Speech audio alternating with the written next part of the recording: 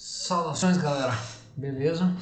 Bom, dando então continuidade aos conteúdos de filosofia, hoje a gente vai adentrar as correntes de pensamento da Idade Contemporânea, final do século XIX e início do século XX, principalmente, beleza?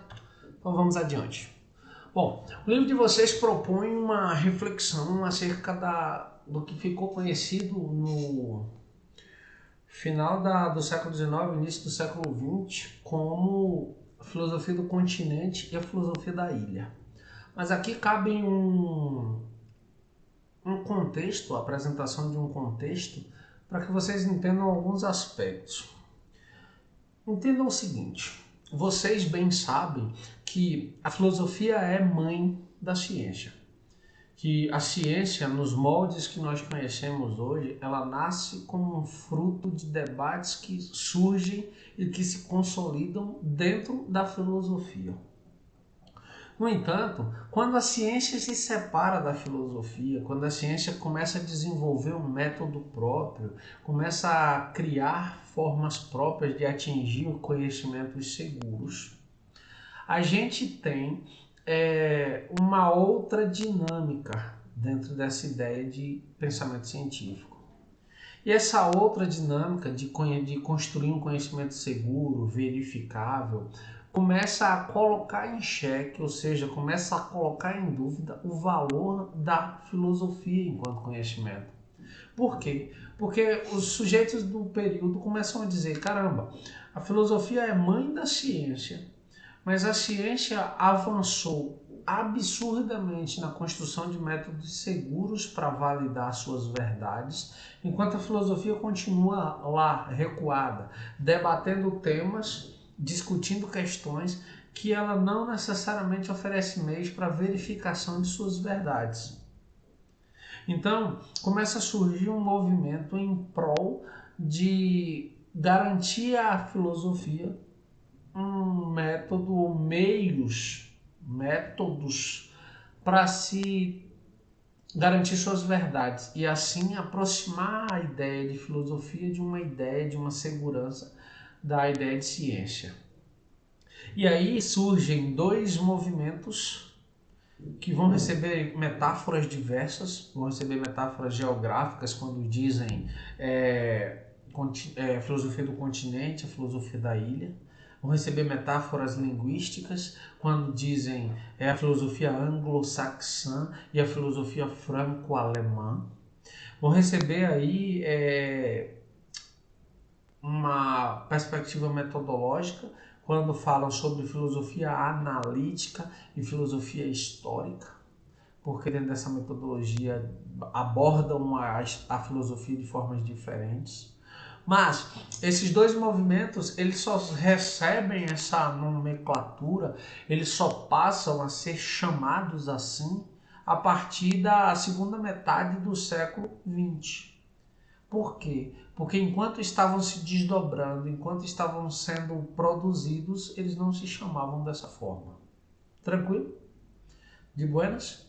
Então eu separei alguns tópicos para a gente construir nossa reflexão de forma organizada e objetiva. Vamos lá. Para que um diálogo aconteça, uma regra deve ser cumprida. Aquilo que uma pessoa diz deve ser entendida pela outra pessoa. As divergências e os conflitos não são eliminados quando se fala a mesma língua ou quando se fala das mesmas coisas. O que é que esses dois tópicos que eu separei nos convidam a pensar? Primeiro, que só há comunicação quando você compreende o que eu digo. Se eu falo alguma coisa que você é incapaz de compreender, não houve comunicação. Daí a gente participar de alguns equívocos e aí alguém dizer houve falha na comunicação. Por quê? Porque alguém disse uma coisa e a outra parte não entendeu. No entanto, mesmo que exista compreensão do que foi dito, escrito, comunicado, pode tranquilamente ainda assim existir a divergência. Exemplo, quando você defende um ponto de vista que eu não concordo, ou vice-versa. Houve a comunicação, houve o entendimento do que foi dito e não houve a concordância. Então, não necessariamente o fato de entender o que você diz ou de você entender o que eu digo vai gerar uma concordância acerca do que eu disse ou do que você disse. É mais ou menos o que acontece nesse cenário, nessas extremidades.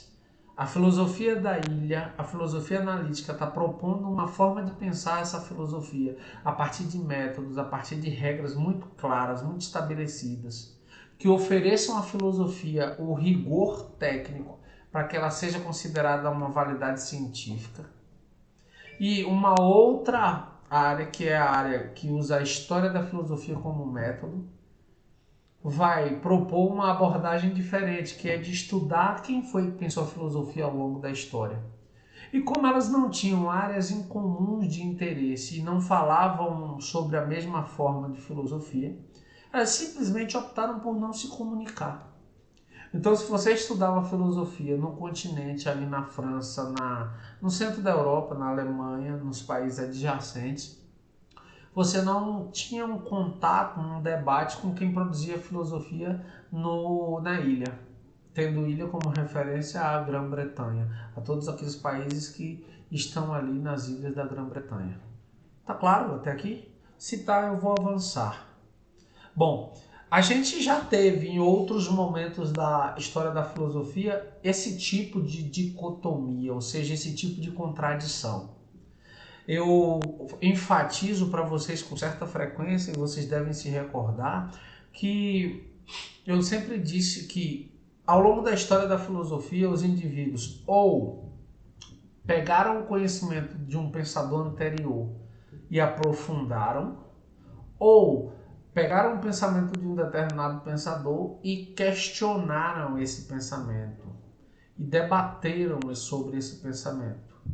O primeiro embate significativo entre pensamentos, vocês estudaram lá no primeiro ano do ensino médio, quando estudaram Heráclito, que defendia o movimento, e Parmênides, que defendia a imobilidade. É uma contradição filosófica, porque enquanto um defende a ideia de que o movimento é real, existe, é verdadeiro, o outro defende a imobilidade, ou seja, o estar parado, não se transformar. Aí depois, óbvio, a gente tem outros posicionamentos, como por exemplo a dicotomia entre os céticos, que desconfiam que nós não podemos alcançar uma verdade segura, e os dogmáticos, que acreditam que sim, nós podemos alcançar uma verdade segura. Os racionalistas e empiristas, quando racionalistas defendem que nós só precisamos da razão, da capacidade de refletir para produzir conhecimento seguro, e que os empiristas defendem exatamente o contrário, dizem que sem a experiência prática não há conhecimento possível. Então percebam que essas contradições elas sempre existiram. E na filosofia contemporânea não foi diferente. Vamos lá. O que é que essas áreas de conhecimento defendiam em suas abordagens? A filosofia da ilha valoriza a lógica, ou seja, o pensamento lógico, os experimentos mentais como procedimentos filosóficos. Olha o vínculo com a ideia da cientificidade. Lembrem-se, quando a gente pensa em ciência, qual a primeira coisa que nos vem à cabeça? Experiências. Logo, essa filosofia analítica desenvolvida na ilha, ela deseja que a filosofia seja verificável em seus estudos. Que elas não sejam aceitas como verdades construídas a partir do que não pode ser verificado. Então, ela vai se dividir em pragmatismo, como o próprio nome já diz, vocês estudarão à frente. Ela é uma filosofia voltada para a prática. Ela é uma filosofia analítica, porque ela permite a análise dos dados coletados por ela. É uma filosofia da mente e do pensamento pós-analítico, ou seja, abarca todas essas escolas filosóficas que são comuns do movimento contemporâneo, que estão em voga de certa forma até hoje. Por outro lado, a filosofia do continente valoriza a história da filosofia como um método, que é o que a gente estuda. A gente passa pela filosofia analítica, passa, a gente discute filosofia da linguagem, discute, mas o nosso método é um modelo francês, que usa como base a história da filosofia. E aí a gente vai ter dentro dessa história da filosofia métodos como a fenomenologia, que a gente vai ver hoje, a hermenêutica, o existencialismo, o marxismo, a escola de Frankfurt, o estruturalismo e o pós-modernismo. Todos esses são métodos pelos quais a história do continente, a escola do continente, faz suas investigações acerca da filosofia. Tranquilo? Então vamos adiante. A tradição fenomenológica. O termo fenomenologia ficou conhecido na obra de Hegel. Como, Theo? Lembram de Hegel? Vocês estudaram Hegel ano passado. Hegel publicou um livro chamado A Fenomenologia do Espírito. Nessa obra, Hegel discute como os seres humanos constroem o seu percurso através do conhecimento em direção a um saber absoluto. Lembram que Hegel dizia que nós estamos no trânsito para um conhecimento absoluto da filosofia, um conhecimento absoluto de toda a realidade. E aí, óbvio, essa fenomenologia seria o estudo desse trânsito, desse percorrer de caminho em direção a isso. Só que no século XX, esse conceito ele adquire dois novos significados. A fenomenologia passa então a ser pensada, a ser desenvolvida enquanto método sob duas perspectivas. Primeiro, óbvio, como teoria do conhecimento. Lembra? Epistemologia. Uma investigação de como nós, seres humanos, construímos conhecimento. Como nós, seres humanos, compreendemos a realidade que nos cerca. Essa é a matéria de estudo da teoria do conhecimento. Mas a fenomenologia também passa a ser abordada sob a perspectiva de um outro método, que é a ontologia. Vocês devem estar falando, eu lembro desse nome, ontologia. Lembra sim. Eu falei dele lá atrás, quando a gente estava discutindo Parmênides. Parmênides é considerado o pai da ontologia. E o que vem a ser ontologia? Ontologia é onto, ser, logia, estudo. Logo, o estudo do ser, o estudo das essências das coisas, do ser das coisas. E aí, a gente vai ter destacado alguns nomes importantes no estudo da fenomenologia. O mais destacado deles, sem sombra de dúvida, é o de Edmund Husserl. O que é que o Edmund Husserl vai nos propor?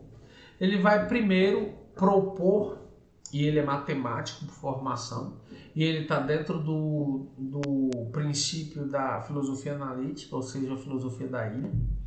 Ele vai propor que a filosofia construa métodos que sejam extremamente seguros e que ofereçam a quem produza o conhecimento filosófico, quanto para quem consome o conhecimento filosófico, a possibilidade de verificar esses conhecimentos e, assim, garantir cada vez mais valor para esse conhecimento, já que ele segue um método.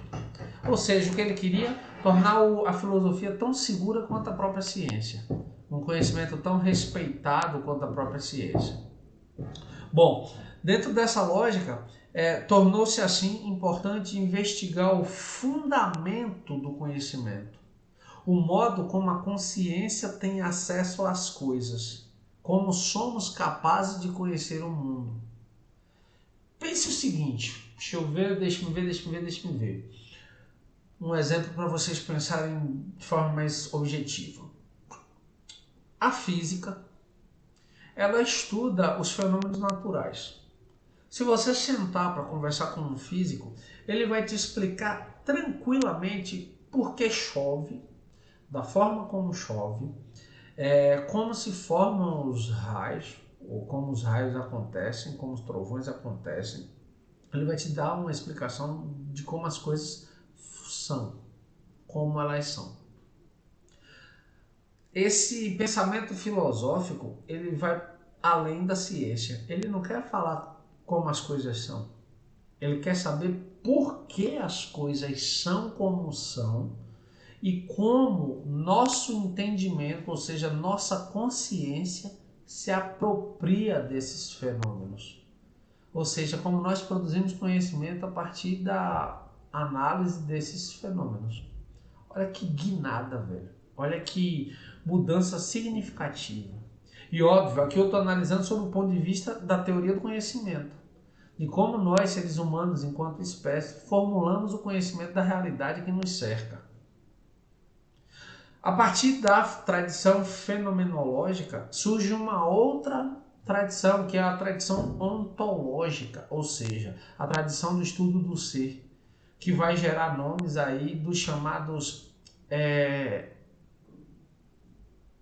filósofos ontológicos, que aí a gente tem como nome destacado Martin Heidegger, e uma outra corrente que surge daí também é a chamada corrente existencialista, que tem como nome maior a figura de Sartre, Jean-Paul Sartre, francês, mas a gente também tem ali um outro filósofo que tem uma importância também muito grande dentro do existencialismo, que é o Merleau-Ponty.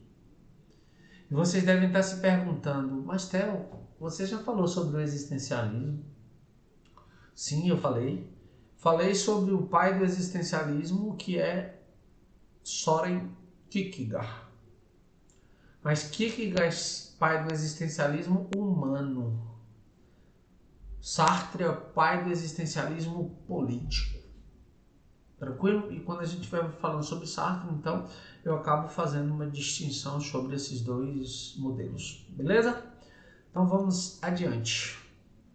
Husserl e o conhecimento. Bom, Husserl nasce na Morávia, onde hoje é a República Tcheca. Mas ele é muito, mas muito influenciado pelo discurso do pensamento do professor Franz Brentano. Brentano vai desenvolver uma teoria da consciência intencional.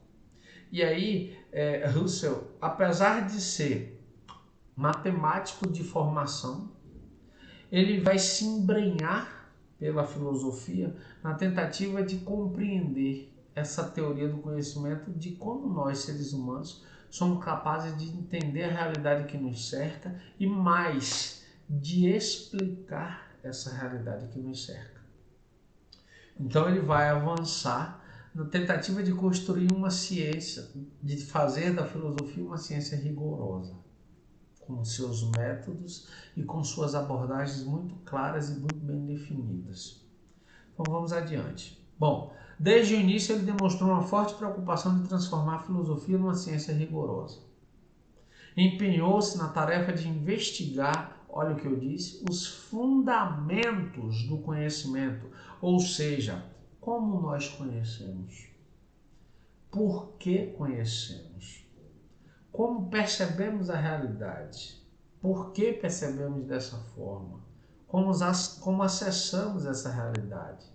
Essa realidade existe da forma como a gente percebe ou ela precisa ser pensada para além dessa percepção? Todas essas são perguntas importantíssimas para a compreensão do que Husserl está nos propondo. Por quê? Porque para ele as ciências ditas positivas, e aí a gente está pensando nessas positivas, lembra de Kant? Entendeu? A gente está pensando nas ciências naturais, a física, a química, a astronomia, elas não podem informar quais são os fundamentos da sua própria atividade. Elas não estão preocupadas com isso. Qual a preocupação das ciências naturais? Esclarecer as leis que explicam os fenômenos da natureza e não os princípios que orientam essas leis. Já pararam para pensar por que se investiga a física, a química? O que motivou lá no início? Quais são as bases que nos mantêm até hoje nesses processos investigativos? Essas perguntas, essas questões não são uma preocupação dessas áreas do conhecimento, são uma preocupação da filosofia. Quando a ciência produz uma determinada ação, é a filosofia quem vai questionar, por exemplo, o valor ético daquela ação científica e não a própria ciência. Entendeu? Beleza, então vamos além. Fato e essência. O conhecimento elaborado pelas ciências positivas começa pela experiência. Lembra que eu falei lá atrás? Quando a gente pensa no conhecimento científico, a gente pensa no experimento prático. A gente lembra, óbvio, se tiver já estudado isso, dos empíricos, dos estudiosos da empiria, que do grego significa experiência. Por quê? Porque a gente aprendeu com os empiristas que o conhecimento se dá pela experiência prática. E aí, a origem desse conhecimento, de qualquer ciência positiva, devia ser encontrada nos fenômenos ou nos fatos naturais. Por quê? Porque são lá onde as experiências se desenrolam. Dentro dessa lógica, para Russell, a essência do objeto pode ser captado ao perceber um único fato ou objeto particular. E aqui eu preciso muito da sua atenção. Por quê? Porque aqui há um detalhe que, se você não perceber, pode comprometer a sua interpretação de uma questão acerca desse assunto. Percebam o seguinte: os empiristas que estão propondo que o conhecimento se dá pela experiência e que, de certa forma, são a base do que a gente mais tarde vai ter como pensamento científico, constroem suas teorias, suas leis, suas generalizações, em muitos casos, na maioria esmagadora deles, a partir do método indutivo, em que se observa um caso particular, se observa as características do desenrolar desse fato isolado e se chega a um determinado ponto. Repete-se essa experiência por algumas vezes e, ao observar a repetição dos eventos dessa experiência, cria-se uma generalização, uma teoria, uma lei geral sobre aquilo. Exemplo bobo aqui para vocês pensarem: se você botar botar sal na água, em todas as vezes a água vai ficar salgada. Não ocorrerá uma única situação em que você vai botar sal na água e a água vai ficar doce. Logo, ao colocar sal, você altera o sabor da água, tornando-a salgada. Isso eu pensei aqui agora como um exemplo bem básico, bem chulo, para vocês terem ideia. Para Russell, esse modelo empírico, ele não necessariamente precisa ser dessa forma. Ele pensa que a filosofia não precisa se debruçar sobre cada evento particular para observar as similaridades para construir uma teoria. Não. Ele diz que cada fato isolado carrega em si a sua própria essência. E que, ao perceber a essência daquele fato, eu percebo a essência de um modo geral daquele fato. Exemplo, e aí o livro de vocês usa o som. Eu não preciso ouvir o som de diversos instrumentos possíveis para entender a essência do som. Eu ouço o som de um violão bem executado, e Amadou Costa tocando, por exemplo, e eu entendo a essência daquele som, porque uma coisa não existe sem a outra.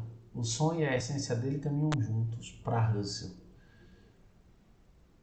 Então eu não preciso sair ouvindo som de violão, som de pandeiro, som de violino para entender a ideia de som, a essência de som. Não, eu ouço o som do violino, do violão, e eu sei o que ela representa enquanto essência. Basta. A diferença entre o modo de Russell e dos empiristas alcançarem a essência de objeto é explicada pelo entendimento do que é a própria essência de cada um. Ou seja, para os empiristas, eu percebo as generalizações, ou seja, as características presentes nos diversos tipos de som e que se parecem entre si. No modelo de Russell, não. Eu ouço um único som e eu entendo a essência daquele som porque eles coexistem, som e essência. Eu ouço o som de um outro instrumento e eu entendo a essência dele no momento em que ele é executado. Eu não preciso ficar verificando diversos sons para chegar a uma única teoria. Beleza? Então, vamos adiante. Para os empiristas, a essência estava nos próprios objetos ou fatos. o que justifica o procedimento de comparar diferentes fatos para identificar a essência. Já para Russell, a essência e o fato, ou objeto, não se confundem. São coisas que são separadas, mas coexistem. São partes de uma mesma realidade. Uma pessoa é capaz de reconhecer a essência do som com base em uma única experiência, pois o fato e a essência são inseparáveis. Esse é o ponto de vista de Russell. Então, se você se depara com um risoto de camarão, você saboreia o risoto, você entende a essência do risoto, do sabor de um risoto. Não precisa comer um risoto de camarão, um risoto de carne, um risoto de frango para entender a essência de risotos. Não, você come um e sabe. Isso na concepção de Russell. Como filosofia, a fenomenologia é uma ciência que investiga as essências dos objetos e dos fatos, ao contrário das ciências positivas, que se dedicam aos fatos. Então, qual é a diferença então da filosofia através da fenomenologia e das ciências naturais, das ciências positivas? É que a fenomenologia não está preocupada apenas com os fatos, como as ciências positivas. Ela se preocupa também com a essência desses fatos, o que torna aqueles fatos e não outros. Tranquilo? Lembrando, se você tiver alguma dúvida, me manda pelo WhatsApp se quiser, ou pode aguardar, anota no caderno e aguarda para a próxima live. Tranquilo? Então vamos adiante. A redução fenomenológica. De acordo com Russell, podemos distinguir duas atitudes perante o conhecimento: a atitude natural e a atitude fenomenológica. A natural é o que a gente já viu no cotidiano, que é o mundo e as coisas estão nele, realmente existem. Ou seja, sua existência não é colocada em dúvida. Exemplo, você vê uma árvore e diz, aquilo é uma árvore. Ponto. Um cachorro, um ser humano, um carro, um mundo. A atitude fenomenológica não é que ela desacredita dessa realidade que a gente percebe, não. Ela não diz, talvez não exista. Mas ela nos provoca a pensar da seguinte forma. Russell utiliza um termo grego que os cínicos usavam, que os céticos usavam, que é epoké. A epoké significa a necessidade de suspender o juízo em relação à possibilidade de conhecer as realidades do mundo. Ou seja, trocando em miúdos para você compreender facilmente, ela vai dizer, beleza, você está diante de uma realidade, mas será que essa realidade existe? Ou eu estou sendo iludido? Ou eu estou sendo confundido? Ou eu estou sendo obrigado a pensar em algo que não de fato existe? Então ela suspende o juízo, suspende a validade de verdade. Não necessariamente dizendo não existe, não. Coloca em xeque, coloca em dúvida. Para quê? Para que você pense um pouco mais. Para que você reflita um pouco mais e chegue a outras possibilidades de conclusão. Beleza? Então, vamos adiante. A ideia de epoké foi retomada por Russell para indicar a postura que o filósofo deve ter perante o conhecimento adquirido pela atitude natural. Ou seja, se a atitude natural aceita a realidade como ela é vista, como ela é percebida, a atitude fenomenológica vai questionar essa percepção. Será que é assim? E se houvesse outra possibilidade de entender isso, de pensar isso?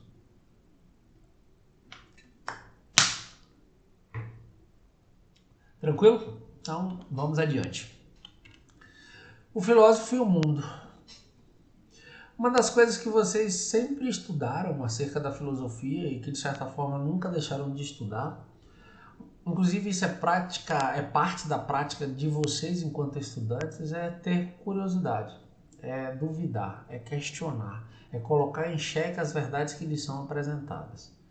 E dentro dessa ideia, dentro dessa lógica, o filósofo e o mundo, dentro de uma atitude fenomenológica, não impede que o filósofo acredite na existência das coisas do mundo.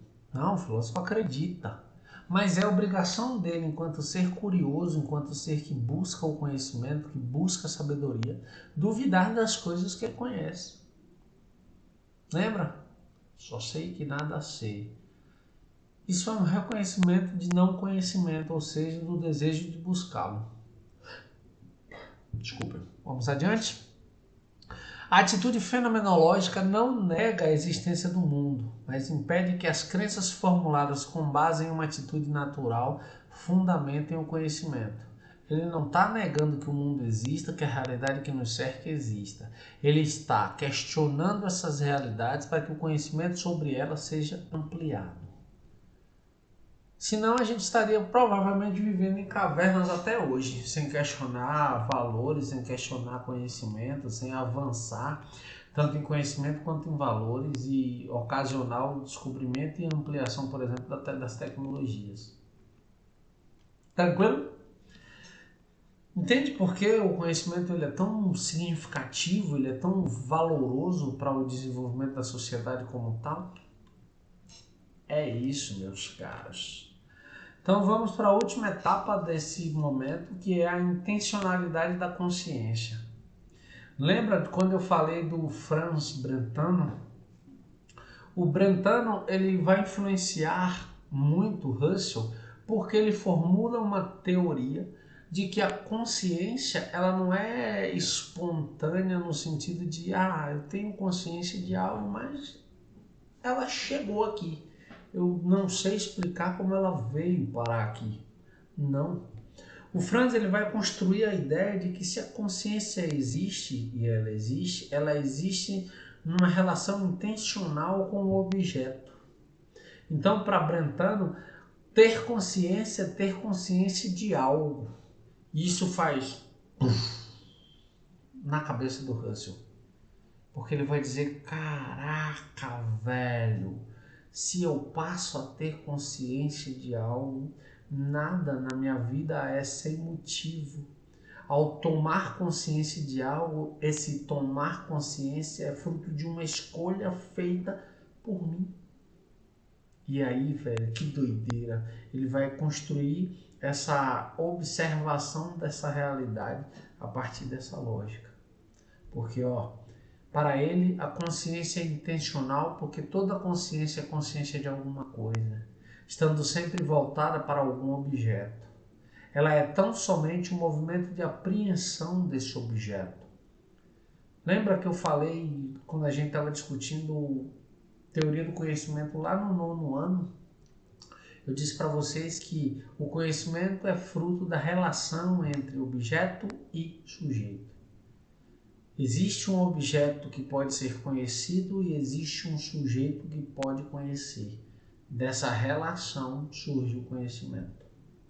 Logo, minha consciência visa um objeto real e o objeto percebido por mim é correlato daquele real que se encontra fora de mim. Eu convido vocês a pensarem, e não é maldade pelo horário, pense para os carnívoros num suculento hambúrguer de carne mal passada. Para os veganos, um suculento hambúrguer de carne de jaca. Pensaram? Beleza. Existe um hambúrguer que está na realidade, que você vê, que você cheira, que você mastiga, que engole, que te sacia. E existe um hambúrguer que está no seu ideal, que é o que você está acessando agora através do seu pensamento. E aí eles são correlatos para Russell. Por quê? Porque eles dialogam entre si. Você tem consciência do hambúrguer na sua mente porque existe um hambúrguer fora da sua mente. Compreendeu? E aí, Russell passou a definir a fenomenologia como idealismo transcendental, ou seja, como uma ideia fora da realidade, que transcende a realidade. O filósofo abandonou a concepção inicial e abraçou a ideia de que o objeto intencional não é mais correlato de nenhum objeto real, mas que passa a ser subjetivo. E aí você deve ter olhado para mim através da tela e pensado, buguei. E aí eu digo, não bugou. Você entendeu tudo, só precisa de mais uma informação para amarrar tudo. E sabe que informação é essa? Uma bem simples. Quando ele fala sobre tudo passa a ser subjetivo, ele está nos convidando a pensar o seguinte. Lembra que eu fiz a distinção entre vegetarianos, veganos e carnívoros? Porque se eu dissesse como um todo, um hambúrguer de carne suculenta e mal passado, quem não come carne diria, não quero, Theo. Mas ao falar também sobre o vegano, eu dei a possibilidade de que você escolhesse o seu a partir da sua subjetividade. Então, se você é vegano, você vai dizer, que delícia agora saborear um suculento hambúrguer de carne de jaca. Mas se você é carnívoro, você vai dizer, que bacana poder agora me deliciar sobre um hambúrguer suculento de carne bovina. Então, ele vai dizer que essa consciência, ela não necessariamente se relaciona mais com a coisa em si fora da sua mente, como ele defendia no início da teoria dele, mas vai se relacionar com a forma como cada sujeito, em sua subjetividade, interpreta aquela realidade. Tranquilo? Beleza? Para essa aula em particular, eu não deixaria, assim como eu não deixei para a de sociologia, duas questões. Por quê? Porque eu vou levar essas duas questões para a nossa próxima live, para vocês responderem em tempo real e dissecarem essa questão na live antes da gente começar as discussões. Beleza? Mas eu fico por aqui. Desejo a vocês bons estudos. Sugiro que leiam o conteúdo novamente. E se restar alguma dúvida, podem me questionar, que aí eu tiro essas dúvidas. Beleza? Abraço, galera, e até mais. Tchau, tchau.